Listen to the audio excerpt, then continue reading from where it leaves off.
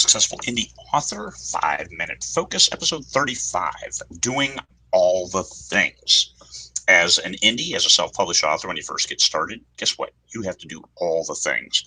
And as a successful indie author, later in your career, you have to manage all the things and still do many of the things.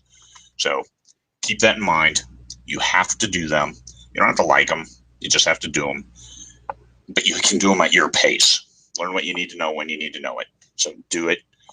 One of the best things you can do is keep track, record, build a profile. Audrey Hughey has a great planning tool for authors, to a annual planner. We're going to ignore the 2021. Go right straight to 2021. What does that planner show? How do you manage your projects that are your books? Because a book is a project, is a product once you have it, and then you have a marketing plan and all that stuff. All the things. You had to give a cover. You had to get line up your editor. You had to look at how you wanted to announce it. You had to write a blurb for it. The cool blurbs. Blurbs are cool. Don't be terrified of blurbs. All of that stuff. Don't be too aggressive with your plan. Some people want to do all the things, and in 1 week, I'm going to set up my website. I'm going to blog every day. I'm going to do all that. Take it easy. Do what you're capable of doing. Push your boundaries, but not so much where you set yourself up to fail, because that'll stymie your career and you'll end it before you even start it. If you're doing too much and you take it all on and give yourself no time to do it all, like I did when I first started. I'm like, hey, I published a book. Nah, I don't have a website. I don't have a newsletter. Oh my God, I better do all this stuff. It's okay. The 50 people who bought that first book, they weren't disappointed. They came back later, probably. Who knows? It's you got to do what you can do when you can do it, but not beyond. Don't crush yourself. This isn't that hard. Writing a book is harder than doing all this other stuff.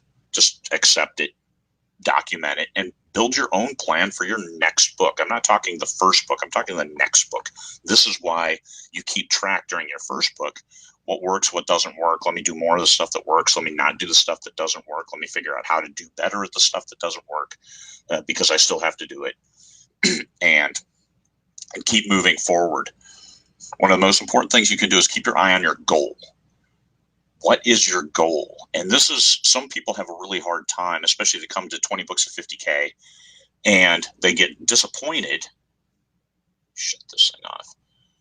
They get disappointed because they don't really want to write for money. They think that writing should be an artistic creation and they should just give it away.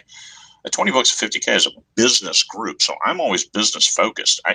Hey, you want to write the book. You want to write the absolute best book you can write. You want to appeal to readers. You want to make it a great piece of art. And then you want to sell it.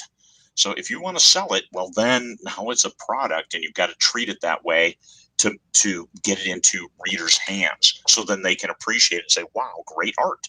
So it's okay if you want to make great art. If you don't want to sell it, well, then don't join that group. Don't listen to these 5-minute focus, because these are about taking your baby and then putting it out there for sale, even though now it's not really your baby, but it's something you invested a great deal of time into. But then you have to do all these other things if you want to make a business out of your writing, out of your art. A lot of artists have made a great deal of money because they understood the business side, the business aspect, because otherwise, as an artist, people will take advantage of you if you let them. If you say, hey, I'm going to do art for free, great, do it for free for me, and then I'll sell that shit. So understand, you might as well get your fair share of it first. So anyway, that's my opinion. But keep your eye on your goal. If your goal is to make money, if your goal is to make more money, then if your goal is to entertain, my goal is to entertain. And oh, by the way I measure that is by sales. So making money equals entertaining people enough that they're willing to share their money with me and buy that product that I put out there, that story that I put my heart and soul into while I'm writing it, and they want to pay for it, and then they want to pay for the next one. That is my definition of success. So keep your eye on that goal of what you're trying to do and always come back to that goal while you're doing all the things. If it's something as simple as I want to add to the family income, I want to be able to make my mortgage payment, I want to buy a new house, I want to move, all of those things, keep those in mind, because that's when things get rough. You got to remember, hey, when I get through this rough patch, when I keep moving forward, this is where I'm going to get. That is your driving force. If that's not clear to you, then you're going to have a hard time when the going gets tough. When you get you launch your first book and everybody hates it and it's horrible and you want to give up. What are you trying to accomplish? Better. There's always better out there. That's what I mean by doing all the things. It's okay. Do what you need to do. Keep track. Make a plan for next time, because this is the process improvement, the cycle of improvement, and you're going to find